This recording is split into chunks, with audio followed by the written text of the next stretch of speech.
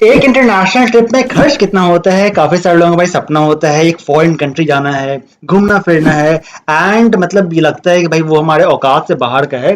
But देखो मुझे ये लगता था लास्ट ईयर तक मुझे लगता था कि मेरे बस के बाद ये इंटरनेशनल ट्रिप है ही नहीं। तो भाई मैं इंडिया में घूमता था, मैं गोवा गया था, फिर उसके बाद मैं केदारनाथ गया था लास्ट ईयर, ठीक है। But thanks to a brand जो भाई स्पॉन्सर किया था एंड मैं गया था श्रीलंका। अब जब मैं श्रीलंका गया तो भाई जो खर्च हुआ वो भाई गोवा से भी कम खर्च हुआ। तब मुझे रियलाइज हुआ कि भाई इंटरनेशनल ट्रिप वैसा एक्सपेंसिव नहीं होता है अगर आप सही से प्लान करोगे। एंड देखो अगर आपको खर्च करना भाई 5 लाख खर्च करना 10 लाख खर्च करना आप कर सकते हो, वो भी वैसे भी ट्रिप होता है। लेकिन अगर आपका बजट लिमिटेड है, कम है, तो भी आप एक इंटरनेशनल ट्रिप कर सकते हो। अब देखो मेजर एक्सपेंसेस जो होता है वो कौन सा होता है वो मैं आपको बताऊंगा। एंड उसमें आप कैसे इंक्रीज या डिक्रीज अपने अकॉर्डिंग कर सकते हो वो भी मैं आपको कुछ टिप्स एंड ट्रिक्स दूंगा। क्योंकि लास्ट 7 मंथ्स में मैंने 3 इंटरनेशनल ट्रिप मैंने की है, Sri Lanka, Thailand and Vietnam. Vietnam तो भाई अभी मैं रिसेंट कुछ दिनों पहले मैं आया वहां से। मैं अप्रोक्स 12 to 13 डेज मैं वियतनाम में था, ठीक है। अब देखो जो सबसे पहला जो खर्च होता है वो होता है फ्लाइट टिकट्स। फ्लाइट टिकट्स वो भाई वो तो मतलब फिक्स एक्सपेंस है, वो तो होना ही है। आप किसी भी कंट्री में जा रहे हो, अब रिक्शा से तो नहीं जाओगे, तो आपको फ्लाइट से जाना पड़ेगा। अब जो फ्लाइट से जाओगे तो वहां भी आपको थोड़ा सा रिसर्च करना होगा। जैसे मैं अगर पटना से मैं जाता हूँ थाईलैंड जाता हूँ तो मेरा लग रहा था 28,000, ठीक है। बट वही मैंने जब कोलकाता से मैंने चेक किया तो भाई मेरा 20,000 में राउंड ट्रिप हो गया। 8,000 में वहां बच रहा था।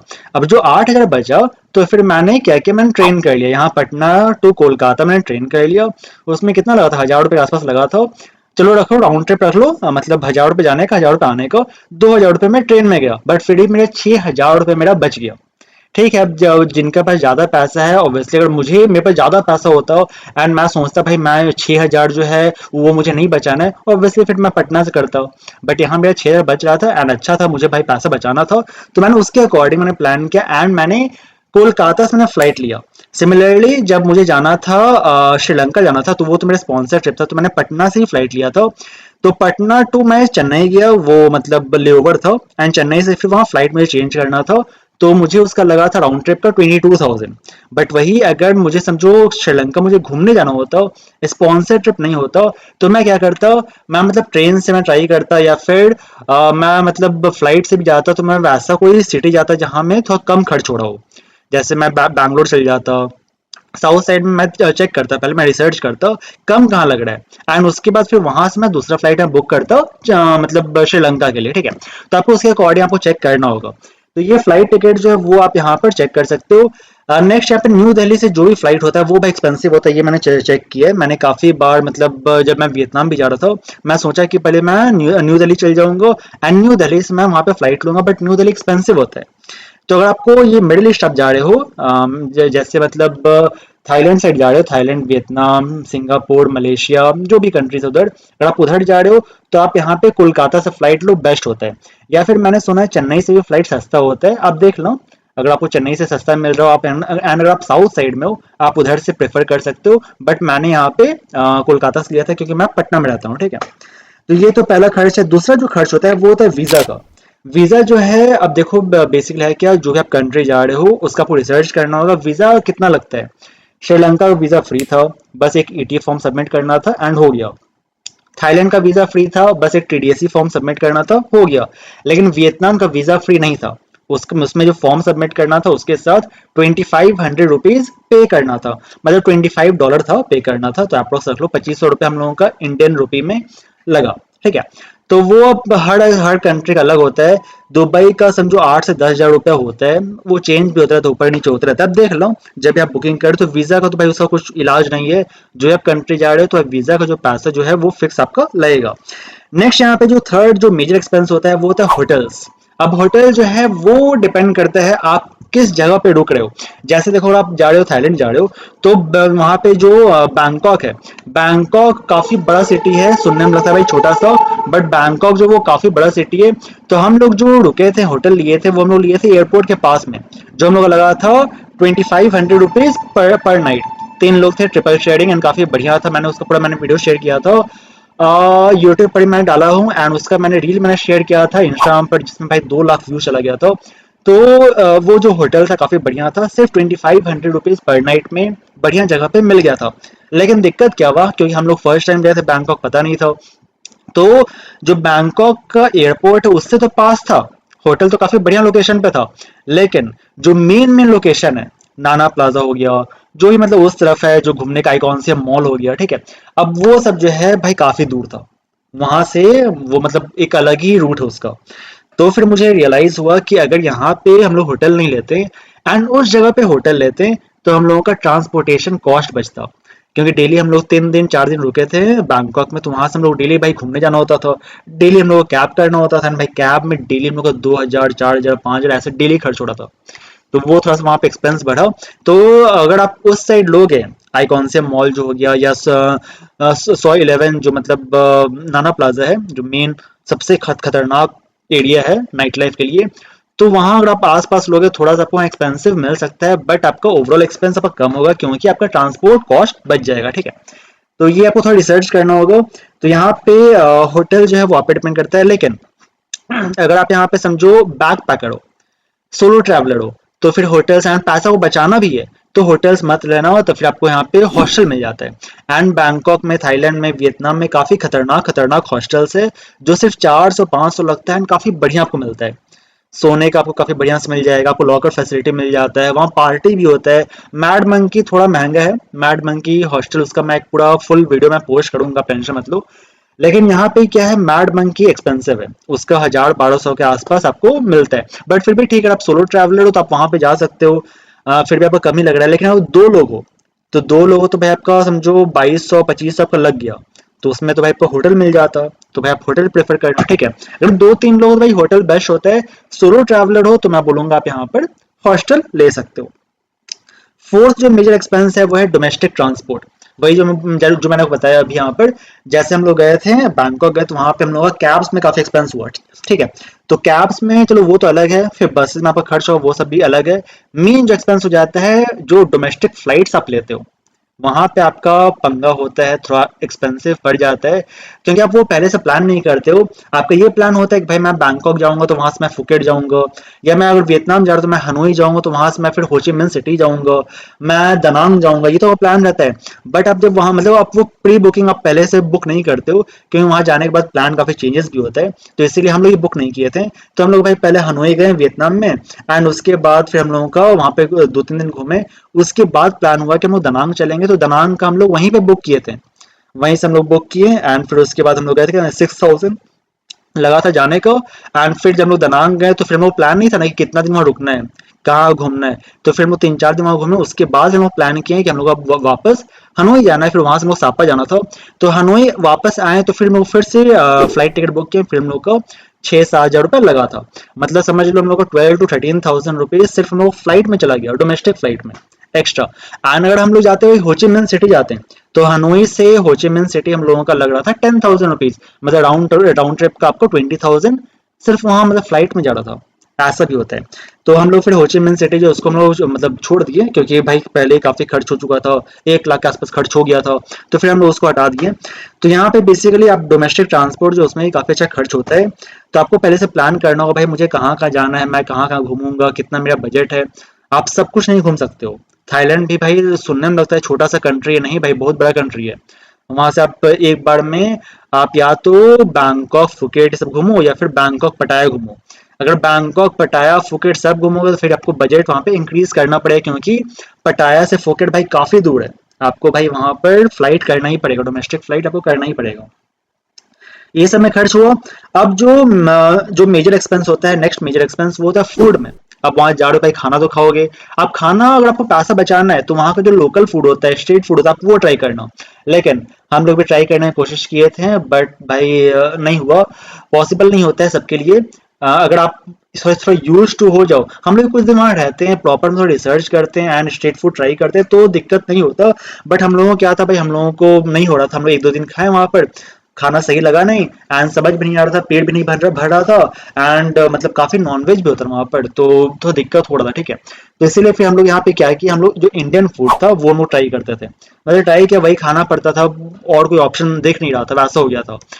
तो अब तीनों टाइम भाई वो खाना पॉसिबल नहीं है, क्योंकि भाई काफ़ी एक्सपेंसिव होता है। फॉरेन कंट्री में इंडियन फूड बहुत महँगा मिलता है। एक रोटी थाईलैंड में हम लोग को मिल रहा था 80 रुपए का, 90 रुपए का। वही एक रोटी नॉर्मल जो रोटी होता है, तवा रोटी जो नॉर्मल रोटी होता है, वो रोटी हम लोगों को मिल रहा था वियतनाम में 150 रुपए का। तो काफ़ी एक्सपेंसिव था भाई वहाँ पर। एंड फिर समझ लो भाई, मतलब हम लोग 4-5 लोग थे, एक-एक बार यहाँ 5-5 हज़ार का बिल बनता था, एक बार खाते थे तो हम लोगों का अच्छा ये था कि हम लोग जो होटल था उसमें ब्रेकफास्ट हम लोग का इंक्लूडेड था। तो हम लोग करते क्या थे, सबको बोल दिए थे भाई सुबह एकदम उठना है एंड सबको ब्रेकफास्ट करना है।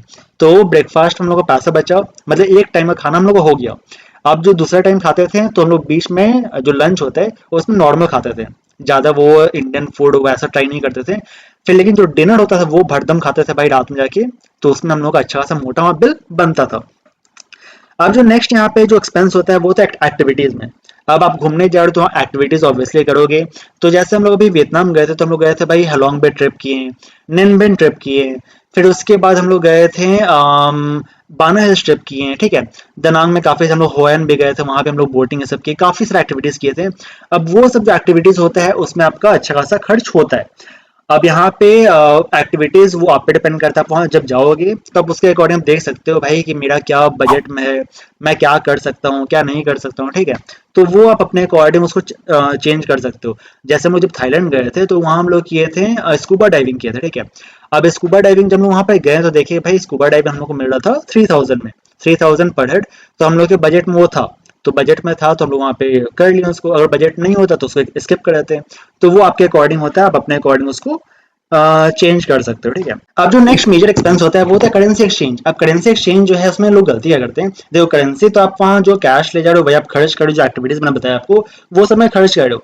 लेकिन लोग गलती क्या करते हैं, जो करेंसी एक्सचेंज जो करवाते हैं उसमें जो चार्जेस लगता है वहां सबसे बड़ा वो गलती हो जाता है। अब लोग करते क्या मैं बताता हूँ, लोग यहाँ से आईएनआर ले आते हैं एंड वहां जाके थाई बाट में या फिर जो वियतनामीज डोंग उसमें वो कन्वर्ट करवाते हैं, जो भी कंट्री जा रहे हैं। आईएनआर नहीं ले जाना है। आईएनआर से जो आपको करेंसी एक्सचेंज में जो आपको रेट मिलता है भाई काफी गंदा रेट मिलता है। तो करना क्या है, आपको यहाँ से डॉलर्स ले आना है, डॉलर्स यहाँ से लो एंड वहां जाके उसको एक्सचेंज करवाओ। मैं बता रहा हूँ आपको। एंड अगर पॉसिबल हो तो भाई एयरपोर्ट में एक्सचेंज मत करवाओ, थोड़ा सा बाहर निकलो सिटी, आपको जगह जगह मिल जाएगा आपको। एंड हमने $100 एक्सचेंज करवाया था, सिर्फ हमने $1 चार्ज हमने पे किया था। वही अगर आप यहाँ पे एयरपोर्ट में करवाओगे थोड़ा सा आपका चार्ज ज्यादा लग जाएगा। लेकिन मेरा तो बेस्ट था ये कि भाई मैंने यहीं से वियतनामीज डोंग, थाई भाट मैंने यहीं से ले लिया, क्योंकि भाई मेरा कॉन्टैक्ट है तो वहां से मुझे मिल जाता है। तो मैंने यहाँ से मतलब जो थाई भाट है वो मैंने ले गया था एंड वियतनामीज डोंग मैंने यहाँ से ले गया था। तो डायरेक्टली अगर आप यहाँ पे अपने कंट्री में एक्सचेंज करवा लो एंड सही रेट में आपको मिल रहा है, बढ़िया रेट में मिल रहा है, वो तो बेस्ट है। बट अगर नहीं मिला तो यहाँ से डॉलर्स ले जाओ एंड वहां जाकर एयरपोर्ट से बाहर निकल के डॉलर्स से कन्वर्ट करवाओ, वो आपको बेस्ट मिलेगा। क्योंकि भाई मैं देखो मैं आपको अपना एक्सपीरियंस बता रहा हूँ एंड मैंने वहाँ पे जब चेक किया मैंने देखा तो भाई मुझे काफ़ी बढ़िया लगा। एंड उससे ये बढ़िया ये है, उससे बढ़िया मैं नहीं बोलूँगा, अप्रोक्स उतना ही लग जाता है। फिर आप वहाँ पे अपना एटीएम से कैश विदड्रॉ कर सकते हो, वो भी हमने किया था। बट वो देखो अब हर बैंक का अलग अलग होता है, जैसे मैंने किया था एक्सिस बैंक का मेरे पास था तो मैंने उससे यूज़ किया था। तो मेरा लगा था जैसे मैंने 10,000 के आसपास मैंने विदड्रॉ किया तो 125 रुपीज़ चार्ज लगा था एंड कुछ फॉरेक्स चार्ज भी कुछ लगा था। तो समझ लो आप लोग रखो 150 के आसपास लगा था, ठीक है। 10,000 मैंने विदड्रॉ किया तो 150 के आसपास चार्ज लगा, कोई दिक्कत नहीं, उतना चलता है। तो यहाँ पर अगर मैं अगर मैं $100 में विदड्रॉ मतलब एक्सचेंज करवाता हूँ तो भी मेरा अप्रोक्स $1 के आसपास वहाँ लगता है, ठीक है। चलो कोई दिक्कत नहीं है। तो वहाँ पे आपको ऐसे करना, सही से आप काम करोगे। अगर अभी आपको लग रहा है भाई सिर्फ $1 की बात है, $1 में क्या दिक्कत है, लेकिन जब आपका काफ़ी मोटा पैसा होगा, आपने वहाँ पे $1,000 आप एक्सचेंज करवाओगे या फिर उससे भी ज़्यादा एक्सचेंज करवाओगे तो यहाँ पे आपको ज़्यादा खर्च हो जाएगा, ठीक है।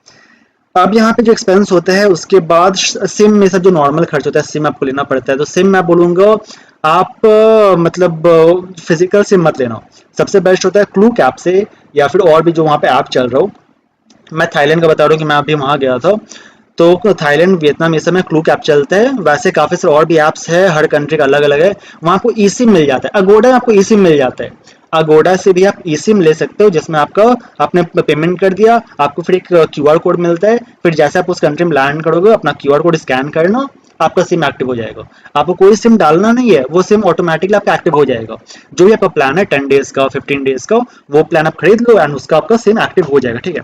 बहुत बड़ा भी प्लान मत लेना, काफ़ी सारे लोग 5 GB पर डे वाला ले लेते हैं, या 5 GB मतलब नहीं होता है, 10 GB पर डे वाला होता है। महंगा सिम मत लेना, सस्ता सिम जो 300-400 मिलता है वो लेना, क्योंकि भाई आपको जगह जगह पे आपको फ्री वाईफाई मिल जाता है, होटल में आपको फ्री वाईफाई होता है, या अगर आप यहाँ पर समझो फॉर एग्जाम्पल आप रह रहे हो किसी हॉस्टल में, रेस्टोरेंट आप जहाँ खा रहे हो, भाई सब जगह आपको फ्री वाईफाई मिल जाता है, तो उतना जो है वो सब में खर्च मत करना।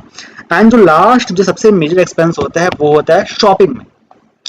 शॉपिंग बेसिकली मैं बोलूँगा, देखो अब वो आप पे डिपेंड करता है, बट मैं कभी जाता हूँ तो कुछ फैमिली के लिए कुछ शॉपिंग करना, कुछ कपड़ा खरीदना या कुछ भी सामान खरीदना, ठीक है, वो मैं मतलब मैं करता हूँ।